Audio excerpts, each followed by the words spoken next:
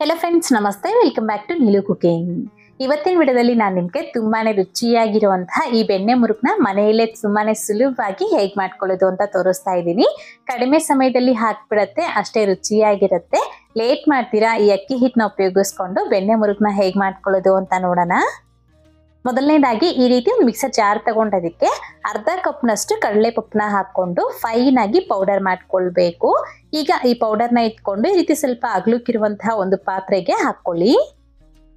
ಮತ್ತೆ ಈಗ ಅದೇ ಕಪ್ ಅಳತೆಯಲ್ಲಿ 2 ಕಪ್ ತುಂಬಾ ನಾವು ಅಕ್ಕಿ ಹಿಟ್ಟನ್ನ ಹಾಕೊಳ್ಬೇಕು. ತುಂಬಾ ಪ್ರೆಸ್ ಮಾಡಬೇಡಿ, ನಾರ್ಮಲ್ ಆಗಿ 2 ಕಪ್ ತುಂಬಾ ಅಕ್ಕಿ ಹಿಟ್ಟು ಹಾಕೊಂಡು 1 ಟೇಬಲ್ ಸ್ಪೂನ್ ಆಗುವಷ್ಟು ಕಡಲೆ ಹಿಟ್ಟು, ರುಚಿಗೆ ತಗ್ಗಷ್ಟು ಉಪ್ಪು, ಸ್ವಲ್ಪ ಕಾಳು ಮೆಣಸಿನ ಪುಡಿ, ಅದೇ ತರನೇ ಹಿಂಗು, ಹಾಗೇನೆ ಅರ್ಧ ಟೀ ಸ್ಪೂನ್ ಆಗುವಷ್ಟು ಜೀರಿಗೆ, ಮತ್ತೆ ಕಂಪಲ್ಸರಿಯಾಗಿ 2 ಸ್ಪೂನ್ ತುಂಬಾ ರೂಮ್ ಟೆಂಪರೇಚರ್ ಇರೋ ಬೆಣ್ಣೆನ ಹಾಕೊಳ್ಬೇಕಾಗತ್ತೆ. ಈ ಸಾಫ್ಟ್ ಆಗಿರೋ ಬೆಣ್ಣೆನ ಹಾಕೊಳ್ಳಿ, ಕಂಪಲ್ಸರಿ ಹಾಕೊಳ್ಬೇಕಾಗತ್ತೆ. ಕಡಿಮೆ ಮಾಡೋದಕ್ಕೆ ಹೋಗ್ಬೇಡಿ. ಅಕಸ್ಮಾತ್ ನಿಮಗೆ ಸ್ವಲ್ಪ ಗರಿಗರಿಯಾಗಿ ಕ್ರಿಸ್ಪಿಯಾಗಿ ಬೇಕು ಅನ್ನೋದಾದ್ರೆ ಈ ಬೆಣ್ಣೆನ ಕಡಿಮೆ ಮಾಡ್ಕೊಳ್ಳಿ. ಅದೇ ನಿಮಗೆ ಸ್ವಲ್ಪ ಸಾಫ್ಟ್ ಆಗಿರುತ್ತಲ್ವಾ ಬೆಣ್ಣೆ ಮುರುಕು, ಆ ಥರ ಬೇಕು ಅಂತಂದ್ರೆ ಬೆಣ್ಣೆನ ಜಾಸ್ತಿ ಹಾಕೊಳ್ಬೇಕು. ಈಗ ಇದೆಲ್ಲಾನು ಸಹ ಚೆನ್ನಾಗಿ ಮಿಕ್ಸ್ ಮಾಡ್ಕೊಳ್ಳಿ.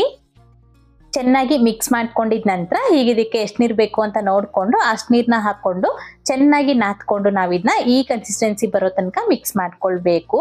ಈ ರೀತಿ ನಮಗೆ ಸಾಫ್ಟ್ ಆಗಿರಬೇಕು. ಹಿಟ್ಟು ಕಲಸಾದ ನಂತರ ಈ ರೀತಿ ಸ್ವಲ್ಪ ಹಿಟ್ಟನ್ನ ತಗೊಂಡು ಸಿಲಿಂಡ್ರಿಕಲ್ ಶೇಪ್ಗೆ ಮಾಡಿಕೊಂಡು ಎತ್ತಿಟ್ಕೊಳ್ಳಿ.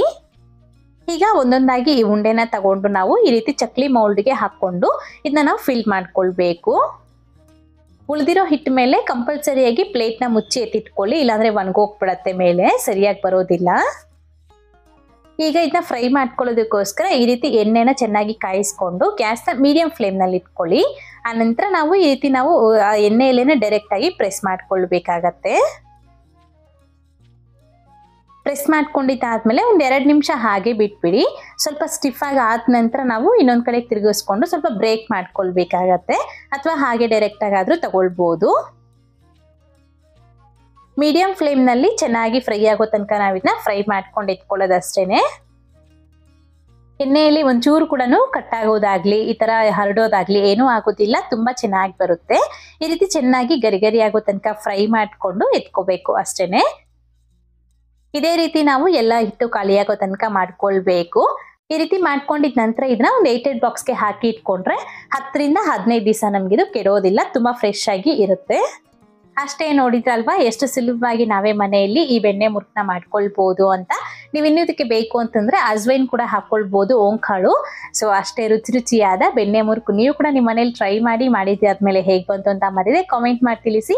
ಹಾಗೆ ಇವತ್ತಿನ ವಿಡಿಯೋ ಇಷ್ಟ ಆದರೆ ಲೈಕ್ ಮಾಡಿ, ನಿಮ್ಮ ಫ್ರೆಂಡ್ಸ್ಗೂ ಫ್ಯಾಮಿಲಿ ಮೆಂಬರ್ಸ್ಗೂ ಶೇರ್ ಮಾಡಿ. ಮತ್ತಷ್ಟು ರೆಸಿಪೀಸ್ಗಾಗಿ ನೀಲು ಕುಕಿಂಗ್ ಚಾನಲ್ಗೆ ಸಬ್ಸ್ಕ್ರೈಬ್ ಆಗಿ, ಹಾಗೆ ಪಕ್ಕದಲ್ಲೇ ಬರುವಂತಹ ಬೆಲ್ ಬಟನ್ ಆಕ್ಟಿವೇಟ್ ಮಾಡಿ.